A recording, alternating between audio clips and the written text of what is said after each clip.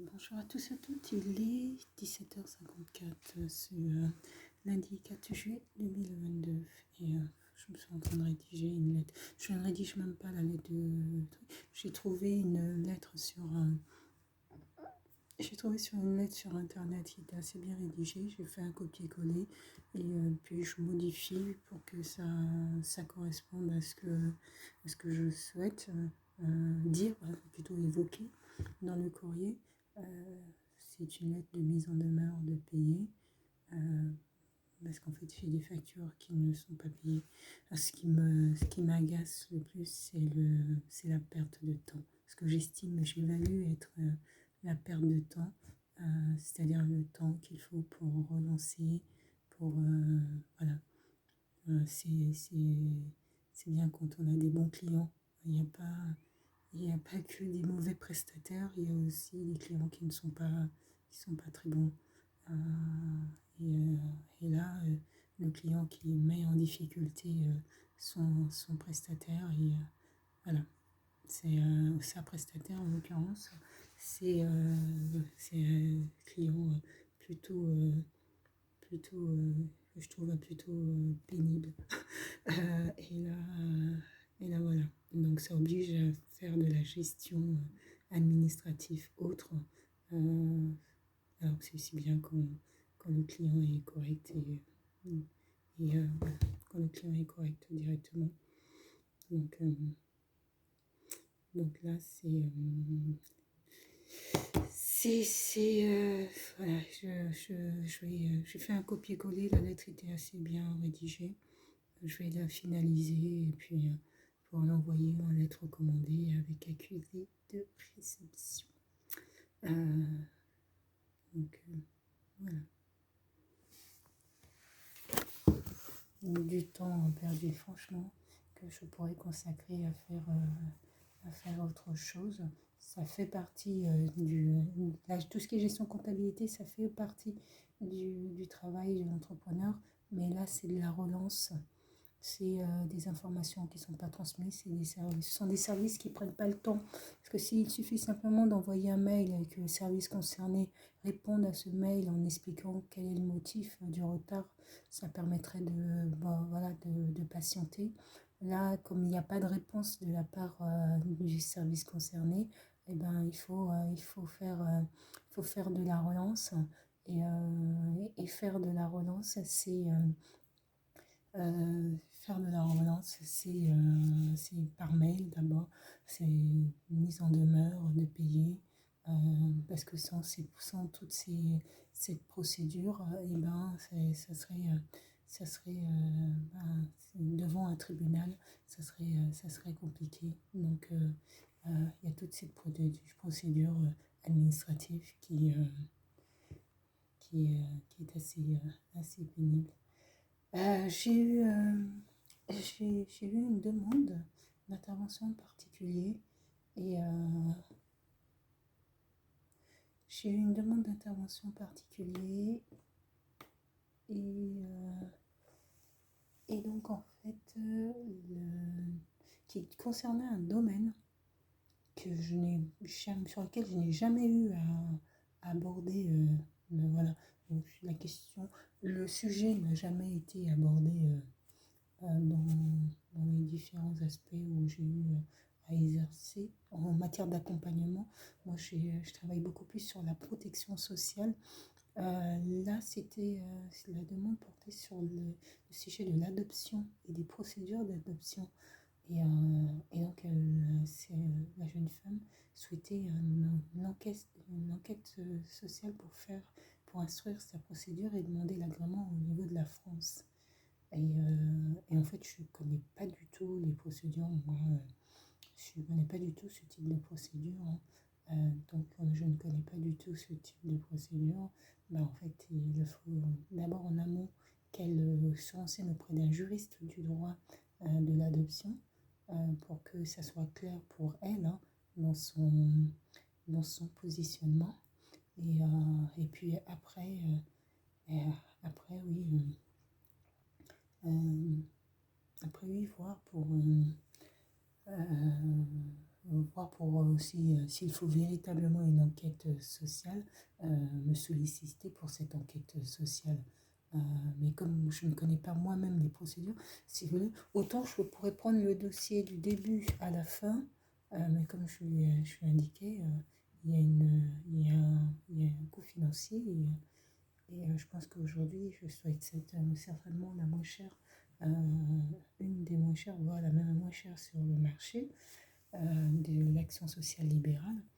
Mais je ne suis pas certaine qu'on nous ait indiqué que le coût financier de, de ce type, de ce type d'intervention qu'en fait. Donc, donc, oui, pourquoi pas travailler sur cette thématique, mais moi je suis pas du tout contre, mais, c'est en termes d'heures, c'est là je vais un domaine que bon, ce matin, je ne connaissais pas grand-chose du transport routier notamment. Et aujourd'hui, je pourrais vous détailler, et cet après-midi, je pourrais vous détailler comment est constitué un véhicule de transport routier et comment ils rattachent leur conteneur avec leur tracteur, la traction. Euh, et, euh, et donc, voilà. Donc, finalement, ben, c'est possible d'apprendre une multitude d'informations assez rapidement. Euh, mais, voilà. Mais, euh, mais bon, je n'ai jamais eu pour le moment à travailler sur cet aspect-là. Euh,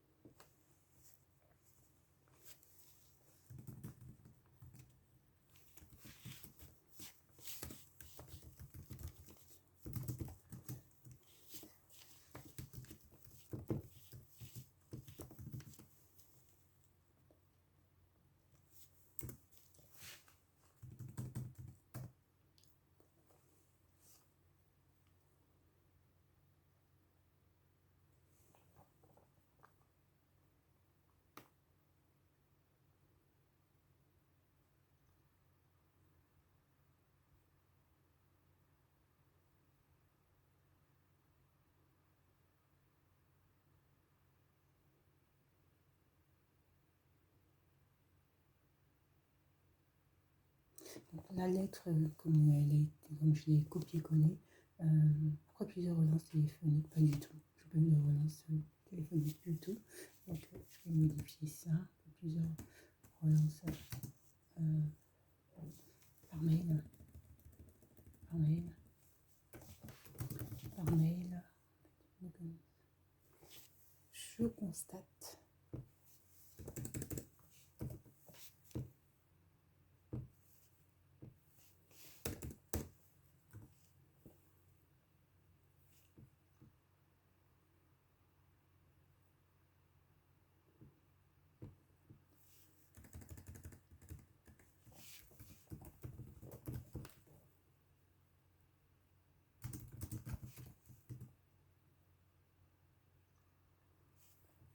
que le service, que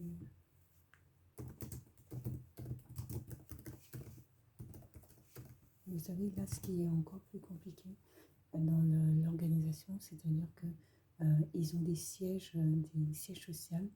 Ils ont, ils ont délégué la partie comptabilité entièrement au siège. Et bon, quoique je pense qu'ils ont des moyens d'intervenir et d'actionner des règlements rapides, à mon avis. Et en fait, ils renvoient les prestataires vers le siège, sauf que c'est pas le siège qui fait le recrutement. C'est au niveau des établissements, c'est le directeur d'établissement qui fait le recrutement. Et donc en fait, il renvoie vers le siège, sauf qu'en fait, impossible d'avoir le service concerné qui gère directement ces paiements-là, ce qui fait que ça met en difficulté. Donc,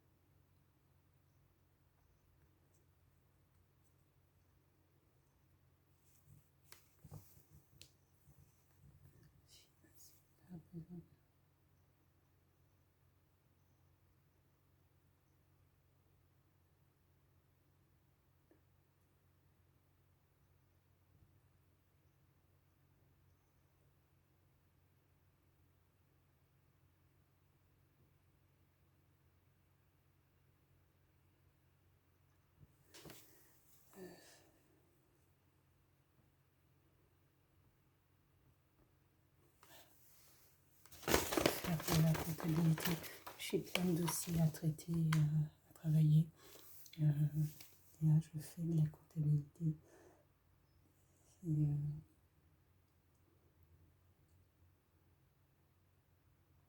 J'aurais bien aimé aussi aborder le trafic aérien et le transport aérien.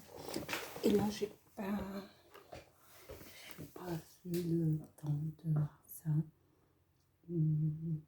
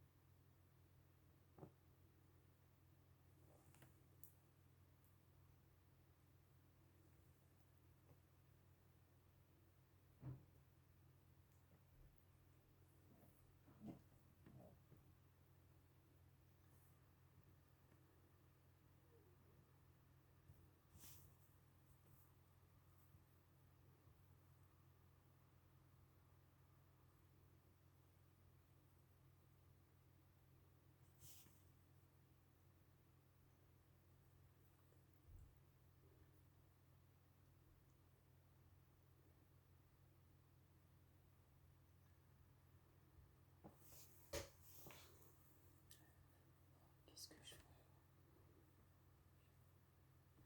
Donc ici, pardon, dans la lettre, payer à réception, il faut le montant des factures.